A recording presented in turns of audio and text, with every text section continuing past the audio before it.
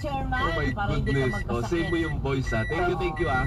Salamat po. Maraming salamat. Maraming salamat. Ayun, salamat. Thank you si Chairman George Erwin Garcia. Pinipigil po yung ubo eh. May ganyan pa din tayo. Pagka ganyan pinipigil, mas lalong mga kumakati. Kaya pansin ko, dati ang takbo ng bunganga ni Chairman, 140. 140. Ngayon 120 na lang. 120 na lang. Ano sabi mo? Bilis nung Mabilis. May sakit na nga, mabilis pa rin. Kaya huwag niyo masyadong pagdurin si Chairman. Chairman, mabuhay ka! Mahaba pa ba niya? Mahaba pa. Mahaba pa. Umpisa pala ng lakbay natin eh. Ang layo pa ng eleksyon. Sabi mo, i-insure niya dapat ng eleksyon walang gulo. Di pa kayang i-insure ngayon. Hindi, yung maturity. Sabi niya, medyo meron ng konting maturity doon sa filing. Kasi dati, talagang mistulang circus ang nangyari. Ang dami may musiko, kung sino-sino nang may musiko pa rin. Nakita ko may musiko. Pero mas konti ngayon. Sa labas? So, hindi yung sinusundan yung nagpapay habang nagsusulat. May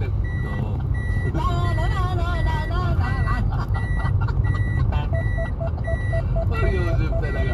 Anong oras na binibining maganda? Ayun 6:29 na po ng umaga.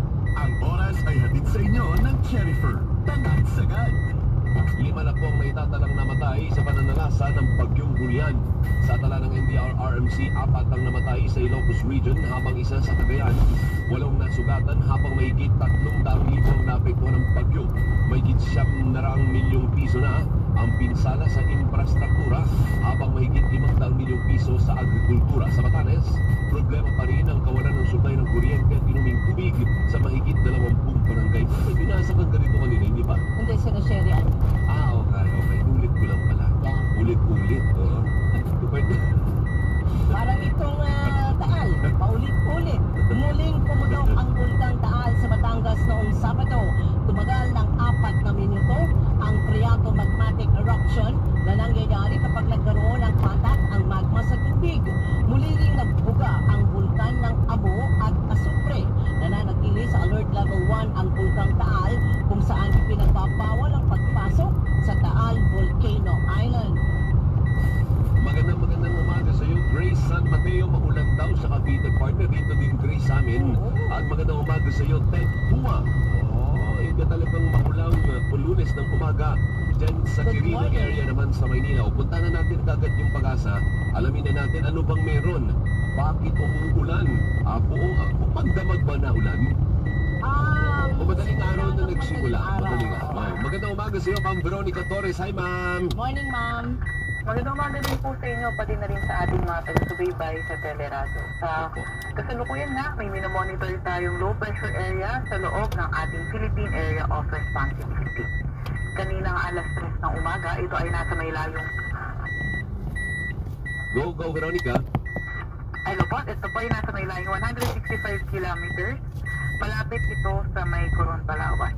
Itong low pressure area na ito ay naka-embed o nakapaloob sa Intertropical Convergence Zone o ITCZ na nakaka-apekto sa ngayon sa may Southern Luzon, Visayas at Mindanao. Dahil nasa epekto nito LTE at ITCZ, inaasahang maulan sa may Bicol Region, Maropa, Quezon, Rizal, Laguna at Batangas. Sa nalalabing bahagi naman ng ating bansa, kabilang na ang Metro Manila, sahan natin partly cloudy to cloudy skies, may mga chance ng mga localized na thunderstorms. At meron din naman tayong namamonitor na bagyo sa labas sa ating Philippine Area of Responsibility. Kaninang alas 3 din ng umaga, nasa may layong 2,540 kilometers. Silangan ng extreme northern Luzon. Itong tropical depression na ito ay mababa naman ang chance na pumasok ng ating PAR. And then yung low pressure area sa labas na ating Philippine Area or yung low pressure area na nasa loob natin ay mababa naman ang chance na maging isang bagyo. Yun pala. Kaya pala, so dalawa ang namumonitor. Kasi yung mapa namin, parang, Bea, yung mapa mo nga, parang di natin mo yung Philippine Area of Responsibility, i-zoom out mo nga. Zoom out ba o zoom in dapat pa na? Parang nasobran eh. Kasi nandun sa tuktok yung isang bagyo. Zoom out nyo, zoom out! Diba? Sa may Batanes area ba ulit, Ma'am Veronica? Opo, yung bagyo naman po ito, malayo po. Sa labas po ito ng PAR. Nasa may layong 2,000, ito ay nasa may layong 2,540 kilometers east ng extreme northern Luzon. And Opo. then may ITCD din kasi tayo na nakaka-apekto Southern Luzon, Visayas at Mindanao. And since malapit yung Metro Manila sa Southern Luzon, nagiging mataas yung mga chance ng mga thunderstorm sa atin. Kasi live pala yan, Ma'am Veronica. Hindi, yung concern ko kasi, pag tinignan mo yung mapa, Ma'am Veronica, putol. Oo Yung nga. parang ang pula na yan, di ba yan yung PAR? Opo. Yung sa taas, putol. I was thinking sana kung pwedeng i-zoom out para makita natin na ang sinasabi ni Ma'am Veronica nasa labas Malayo pa. ng Philippine Area of Responsibility.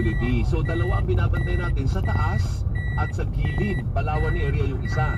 Tama po kayo dyan. Yung, Oo. yung naka-embed or nakapaloob sa ITCD.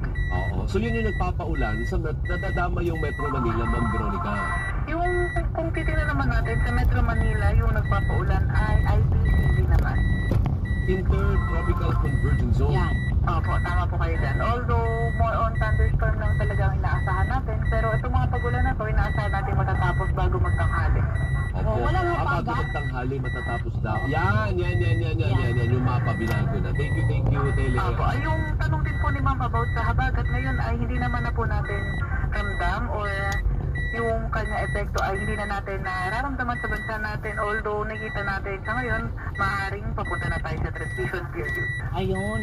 Amihan Transition na. sa amihan. Oo, transition sa amihan. Tapos ma'am, yan na po ang hudyat na kayo po ay maghanda ng panregalo sa amin.